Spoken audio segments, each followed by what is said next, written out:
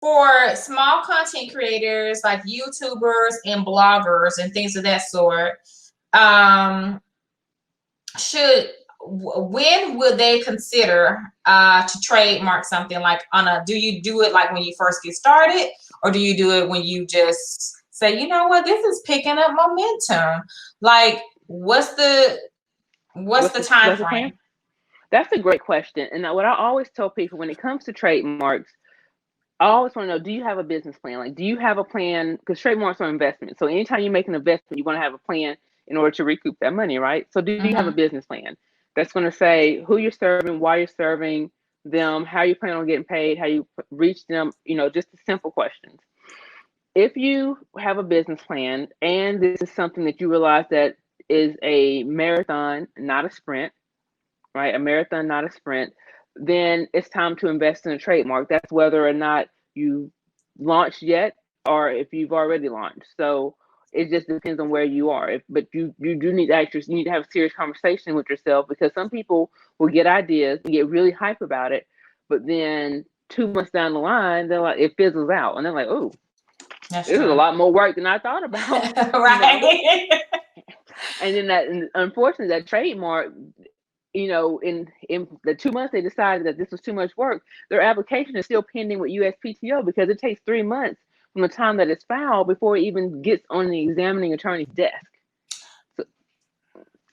So you done spent this money on a trademark, and you have made the decision that you don't want to move ahead because it's too much work. But if you've done a business plan, then you would have known how much work was required and if you were going to be up to the task. So people say, well, I need to make money before I get my trademark? No, that's not necessarily true. You don't have to make a dime before you just need to be serious and have a plan on how you will make that dime. Some people say, what's something else that I hear? Oh, I can't even think right now. But that's the main thing, that they have to make money before they get that trademark. You don't necessarily have to make money before you get that trademark. You just have to make sure there's 3 things. 1, you have to make sure that your mark is associated with a good or a service. 2, you have to make sure that mark is unique. And 3, it has to be in multiple states. Your good or service has to be available in multiple states. It doesn't mean you have to have a physical presence in multiple states, but that good or service is available. Just for, like you said earlier, I'm an attorney, I'm here in Alabama, but my clients are spread out throughout the United States, so that my service is available in multiple states. And so I qualify for trademark protection. I have a couple of them. I think I have 2 and maybe 1 pending, something like that. So, yeah. Okay. All right. Contracts. So we're wrapping it up. We're going to talk about contracts for a minute.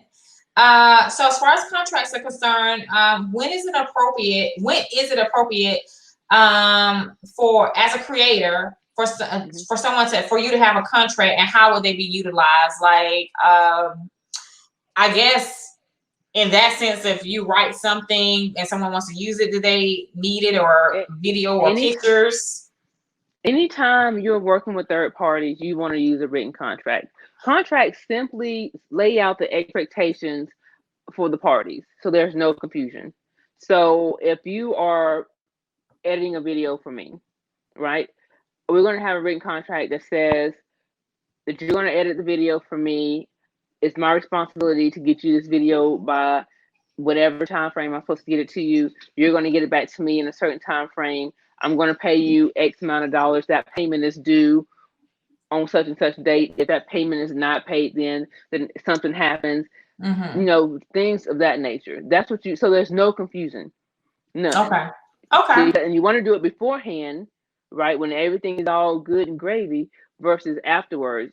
You want to have this conversation when you're level-headed, because if there's a problem and y'all both are not on the same page, now it's going to be really difficult to have that conversation. And people forget. People have short memories when they want to.